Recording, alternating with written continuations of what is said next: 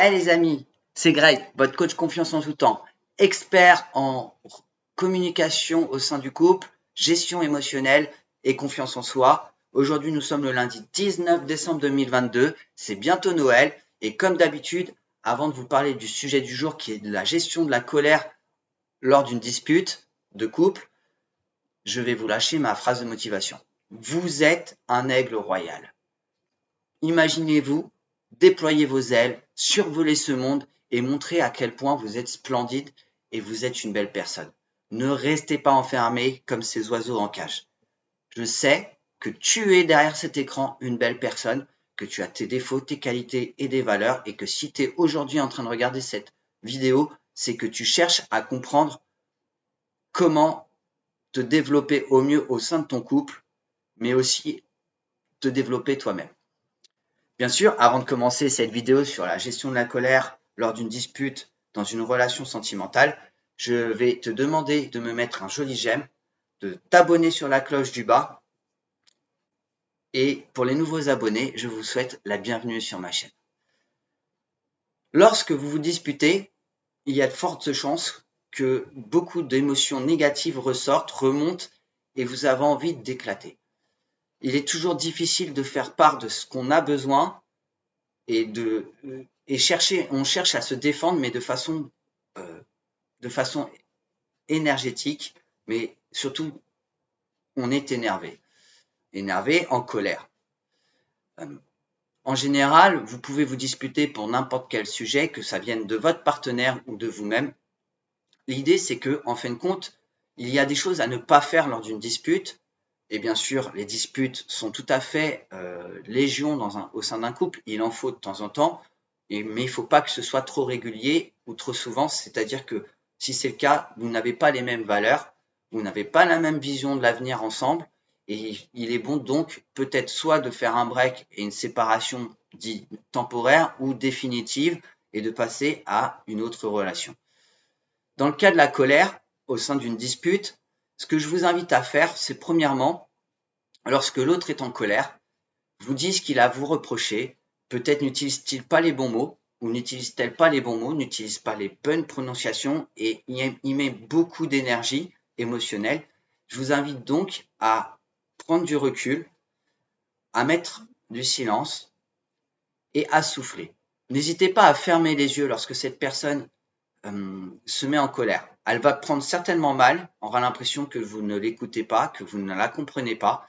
Mais en fait, l'idée, c'est que vous ayez le temps de tourner, comme dit l'expression, 7 fois la langue dans votre bouche.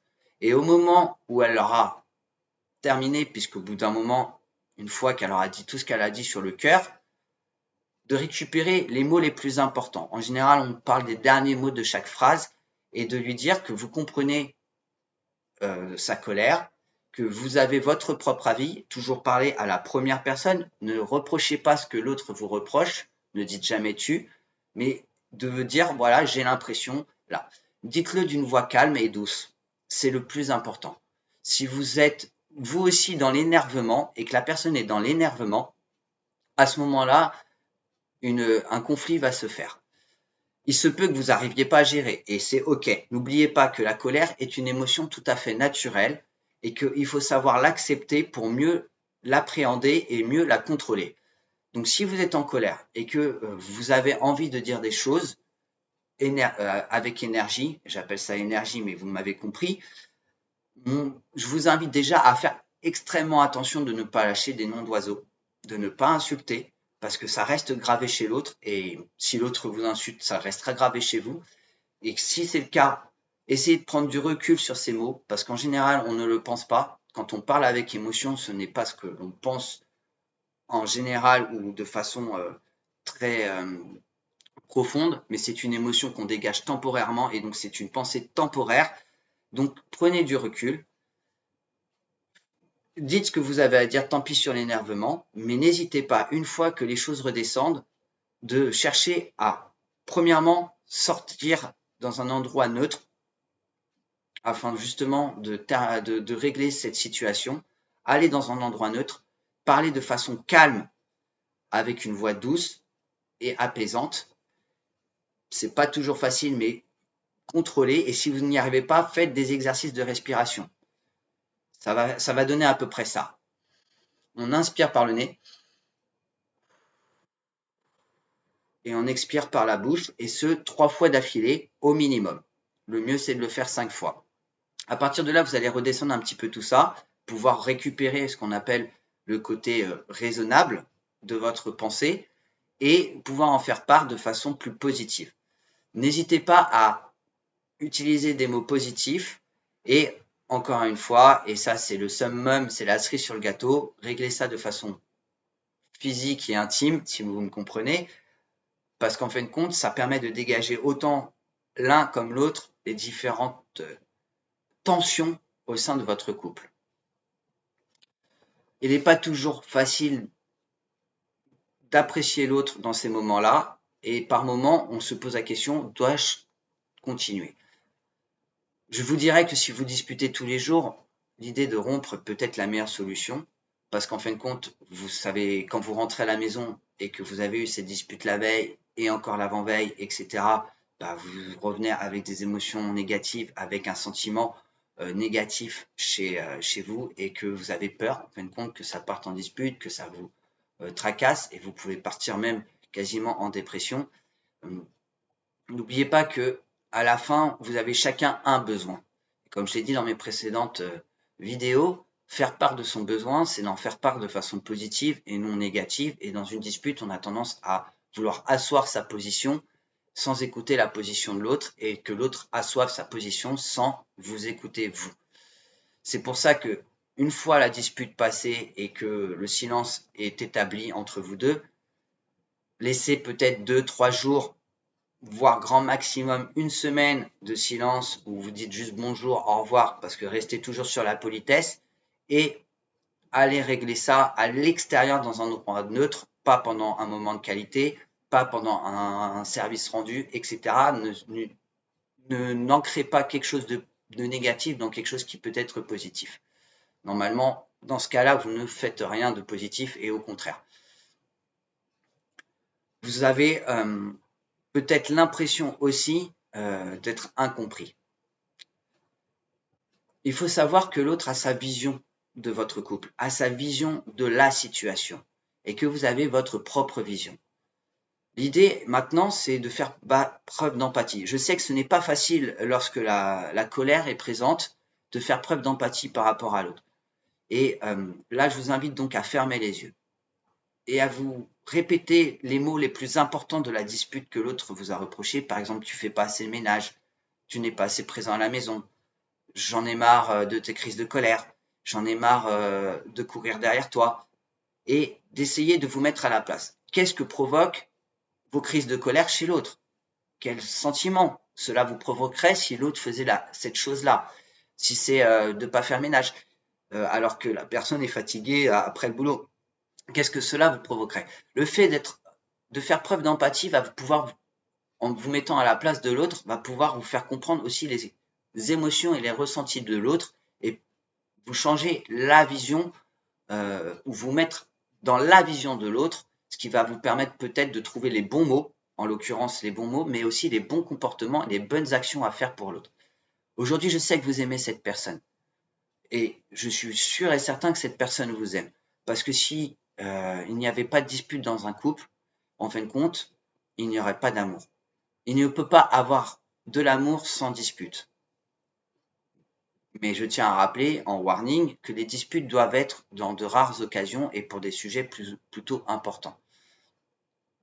Ça se peut aussi que ce soit pour des projets. Si vous n'avez pas des projets en commun, la personne va s'énerver au bout d'un moment et va vous reprocher des choses qui n'ont rien à voir avec ces projets. Mais au final, au fond d'elle, au fond de cette personne ou au fond de vous-même, c'est la raison de la colère aujourd'hui.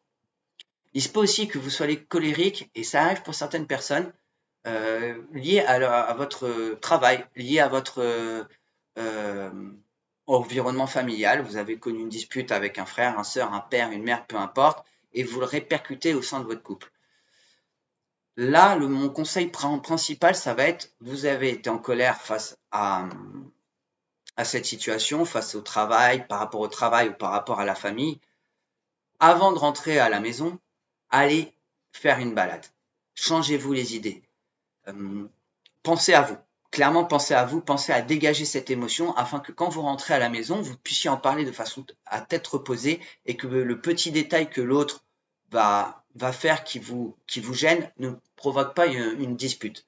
Ça arrive. Je sais qu'aujourd'hui, ça vous est peut-être arrivé de vous en vouloir parce que vous avez été en colère avec votre partenaire, contre votre partenaire, alors que votre partenaire, en fin de compte, n'y était pour rien dans cette histoire, mais que vous avez trouvé titiller la chose et mené à la dispute pour un détail extérieur à votre couple. C'est plus fréquent que ce que l'on pense. Et en général, nous, on a du mal à gérer cette émotion car elle est présente tout au long de la journée et quand vous rentrez, il y a le petit truc qui fait déborder et c'est votre partenaire qui prend pour le reste de votre journée. Donc, avant de rentrer à la maison, vous passez un coup de fil à votre partenaire ou vous envoyez un message. J'ai pas eu une très bonne journée. Je n'ai pas envie d'en parler maintenant. Je vais faire un tour, je vais courir, je vais faire du sport, je vais voir des amis à l'extérieur parce qu'en général, quand vous êtes dans un lieu public avec des amis, vous pouvez en parler et dégager cette émotion. Je rentre après et je t'en parlerai quand je rentrerai une fois mes émotions abaissées, une fois mes émotions négatives abaissées, car là, je suis en colère et j'ai besoin de souffler un peu. Il se peut que votre partenaire ne comprenne pas. Il faudra bien donc rentrer à la maison, lui expliquer, écoute, je ne veux pas m'en prendre à toi par rapport à ce qui m'est arrivé aujourd'hui, je veux t'en parler, mais de façon à tête reposée. Je n'ai pas envie que ça mène à la dispute. Si nous devons avoir une dispute demain, ce sera lié à nous deux et pas lié à l'environnement extérieur. Clairement clarifier voilà, la situation avec précision. Et n'hésitez pas, parce que votre partenaire, n'oubliez pas, c'est à la fois votre âme sœur, à la fois votre meilleur ami, à la fois votre partenaire de vie en fin de compte, avec qui vous avez des relations intimes, avec qui vous partagez des très bons moments, mais aussi les mauvais, avec qui vous affrontez les problèmes, que ce soit vos problèmes personnels ou vos problèmes de couple. Et donc, ne restez pas dans le silence. Alors, attention, je tiens à faire un warning, vous avez certains comportements de personnes qui n'aiment pas parler de leurs problèmes, qui n'aiment pas faire part de leur frustration. Et j'invite donc, si c'est votre cas, si votre partenaire est comme ça, de ne pas insister, d'attendre que cette personne décide de s'ouvrir. En général, c'est un gros problème de confiance en soi, mais aussi de confiance en vous, et non pas qu'elle n'a pas confiance en vous parce que vous avez fait une bêtise ou parce que mais elle n'a pas confiance en vous par rapport à ses relations passées.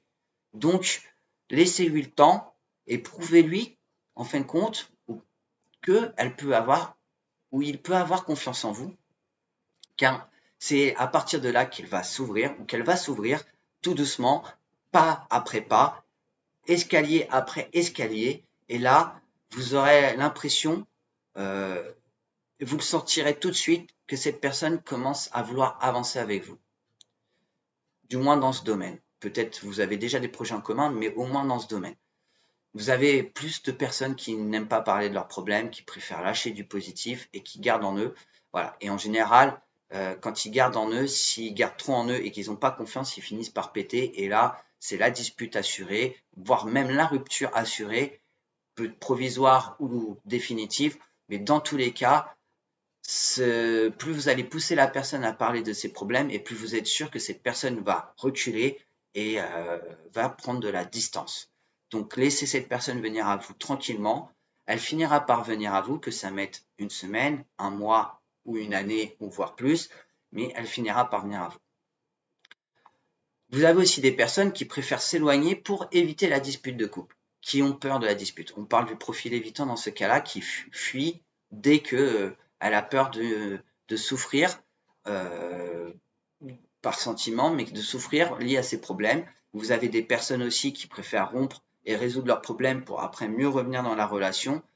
Il faut vous dire que c'est OK, que vous n'avez pas le contrôle de cette situation, que vous avez que le contrôle de vos propres problèmes. Moi, j'invite, si vous êtes un évitant ou une évitante, de faire part peut-être pas du problème dans son entièreté avec les détails, mais de dégrossir le problème Sachez que je pars sur le principe qu'on est beaucoup plus fort à deux que seul pour résoudre un problème. Maintenant, c'est peut-être pas votre vision de la vie et c'est tout à fait OK. Si vous préférez régler la chose seul et revenir après dans la relation, c'est OK, mais sachez que vous n'êtes pas sûr que votre partenaire accepte ces allers-retours à chacun de vos problèmes parce qu'en fin de compte, on a tous des problèmes. On finit tous par en résoudre un pour en trouver un autre. C'est le principe même de la vie. C'est le principe même de la relation de couple. C'est de partager ensemble les problèmes, de les résoudre ensemble, que ce soit à deux ou individuellement. Voilà, je vous ai fait un part de la colère au sein du couple lors d'une dispute. Donc, je tiens à répéter la première chose. Ne rebondissez pas tout de suite sur la colère de l'autre, même si elle monte en vous. Si vous êtes le décideur de cette colère, je vous invite d'abord de dégager votre colère à l'extérieur par le biais d'amis, de sport, d'une activité et de revenir en parler gentiment avec votre partenaire, surtout si c'est lié au couple. Si c'est lié à l'extérieur, n'hésitez pas à en parler à des amis, à descendre d'abord la pression et après, une fois rentré à la maison, d'en parler gentiment à votre partenaire, positivement. Et voilà. Si c'est lié au travail, alors je tiens à préciser que par moment, vous avez des personnes qui sont stressées au travail, qui n'aiment pas leur travail, pas par la passion du métier, mais peut-être l'entreprise et tout. N'insistez pas sur comment les conseiller pour faire, parce que ce qui va les mener soit de la colère, donc à des disputes, à une rupture, mais de les soutenir, de dire ok, je comprends, qu'est-ce que tu comptes faire à l'avenir, si elle vous dit bah, peut-être de changer d'entreprise, voilà, de dire ok, bah c'est ok, quand tu seras, je suis sûr que quand tu seras prête ou tu seras prêt, tu le feras. En attendant, je vous invite à alors changer les idées par une activité à deux, un moment de qualité passé ensemble, afin justement de dégager l'esprit du négatif de la journée de l'extérieur. Après une dispute, vous avez peut-être un silence ou peut-être que vous allez vous réconcilier sur l'oreiller. Dans les deux cas, c'est OK. Le silence permet déjà de réfléchir à ce qu'on a dit, à ce qu'on a ressenti. Faites un point de ce que vous avez ressenti. Vous avez le droit aussi de faire part. Voilà, cette action de ta part m'a fait ressentir cette émotion colérique. Je souhaiterais donc qu'on trouve une solution. N'oubliez pas le compromis et la négociation. Et oui, dans un couple, il y a toujours du compromis et de la négociation, car chacun a sa vision et qu'il faut respecter la vision de l'autre, qu'il faut l'accepter tel qu'il est ou tel qu'elle est, et que si ce n'est pas le cas, que vous ne pouvez pas accepter telle ou telle action ou tel comportement, mettre fin à la relation doit être une option à considérer, car en fin de compte, les gens changent avec le temps et il se peut que vous voyez un changement. Donc, après cette dispute colérique, voilà, faites un mea culpa. N'hésitez pas aussi à vous excuser. Si vous avez considéré que vous avez un mauvais comportement vis-à-vis de l'autre, le pardon ou l'excuse est un pas en avant. Mettez votre ego de côté. Parce que souvent, après la colère, pendant la colère, nous parlons avec notre ego. Et on a tous un ego plus ou moins fort. Et mettre l'ego de côté permet justement de trouver des solutions vraiment adéquates à cette situation.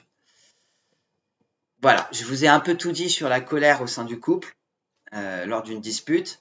J'espère que cette vidéo vous aidera. N'hésitez pas à laisser vos commentaires, à mettre des jolis j'aime, à vous abonner en cliquant sur la cloche. Je vous souhaite en attendant une très bonne semaine et je vous dis à la semaine prochaine pour une nouvelle vidéo. Bye les amis.